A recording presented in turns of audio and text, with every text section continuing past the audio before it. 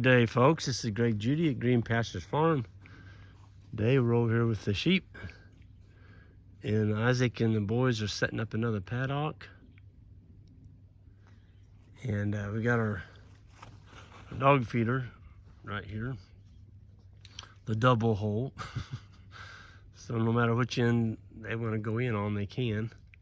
And goats so far are not going in that. So the dogs get hungry, they can go in there and get them some dog feed out of that waterproof, storm-proof dog feeder. Well, there they are. Yeah. Duke got him by the snow. People say, how do them dogs get water? Well, for snow on, they just eat snow, like Duke is doing right there, see?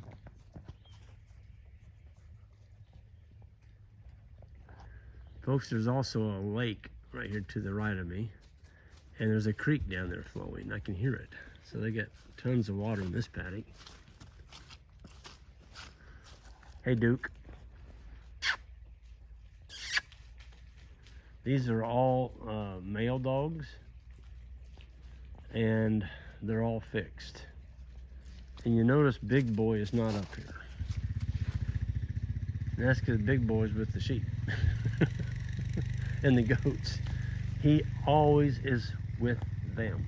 These dogs are kind of on the periphery. They're on the edges. And Big Boy, if they get past these dogs, then they gotta tackle Big Boy, and that's not gonna be a fun. There he is, right there. Hey, Big Boy. Yep, he's down there laying next to his sheep. Folks, if you're lucky enough to get a good guard dog, I'm telling you that they're worth their weight in gold. And I'm serious about that. You know, a gold bar is not going to protect your sheep from coyotes killing it. But with a gold bar, or whatever, a gold ounce or whatever, you should be able to buy a pretty nice guard dog at the price of gold today. Anyway, I want to show you something. So the rams were turned in December 1st with the ewes, and that is so important, folks. It's just devastating, the letters and emails I'm getting from folks that are lambing in this weather, and it's bad. It's bad. People are losing ewes, they're losing lambs. It's just bad. And the black ground is froze. Got that one in. But you look at that fence, like, that's not going to stop a sheep or a goat. Yeah, it is. But the key is you got to move them. And there's a goat down there eating on some brush right now. They're all eating on brush. These are the Kinko goats crossed with Spanish, the Spanish breed. And they are some really hardy, easy keeping goats. You got the St. Croix crossed with the Katahdin. That's what you see right here. Of course, you got old Big Boy. He's right there in the middle of them. Folks, there's coyotes all over this. I mean, they're all over this farm. I've seen as many as 3 in one pack. And we've got 4 big guardian dogs in here. And they're guarding about 2 acres, okay? Now, if you had these sheep on this, there's about 400 acres in here. If you had those sheep just on the whole 400 and they're spread out all over the place, you're gonna lose. You're gonna lose that battle. Coyotes win every time. But if you tighten them down and just give them a small area, like we're doing right here, you can see where the wire's at. It's where the snow is. I am really, really excited what the goats are doing to our brush, though. I mean, they take it personal. They really do. They just go after it. And sheep will eat some brush, and sheep are pretty happy eating weeds and such. There's something yellow down there. What is that? It almost looks like a tape measure. Or a mustard. What is that yellow thing? Looks like a tape measure or a mustard container. I'm gonna grab it, whatever it is. It's a piece of plastic. Yep.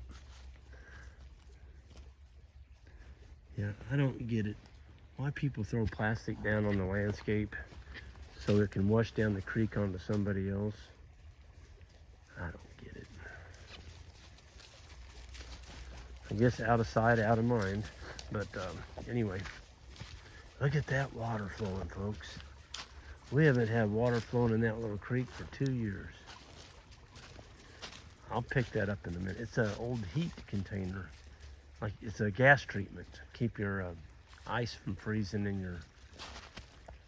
your gas line on your vehicle. Look how your dog's been chewing on it there. The rams are in here. They're gonna stay in here until July. Don't, you know, my theory is when you put the rams in December 1st and they breed the ewes, why are you taking them out for? It's just another group of rams you got to deal with. It's another group of sheep you got to deal with all winter. Just leave them in the ewes. They're not gonna hurt anything. Not gonna hurt a blooming thing. Yep. Keep them together. Makes life easy. But by July, they need to come out. Otherwise, you're going to be winter lambing, and then you got a wreck. An absolute wreck. Listen to that water. Gosh, that's almost, you know, you've been in a drought. That's almost therapeutic right there. Let me just come down here and let you listen to that a minute.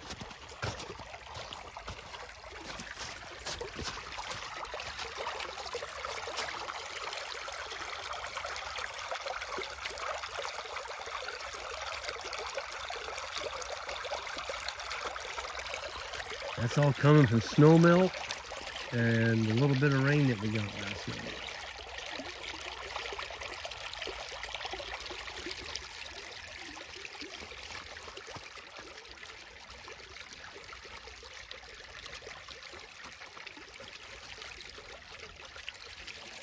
Yeah.